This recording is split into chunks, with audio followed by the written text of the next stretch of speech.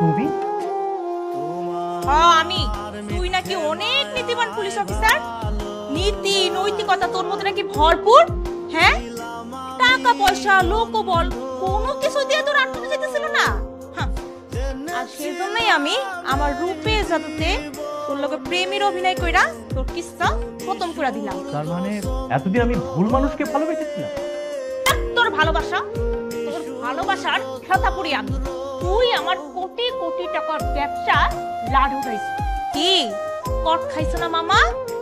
এই অরে নিয়ে যা, আর ভালো করে বুঝাই দে জ্যাকলিনের ব্যবসায় যারা বাধা দিতে আসে জ্যাকলিন তা করে ধ্বংস করে দেয়। যা নিয়ে যা পার্টনার, চলো। Excuse me. Let me surprise you.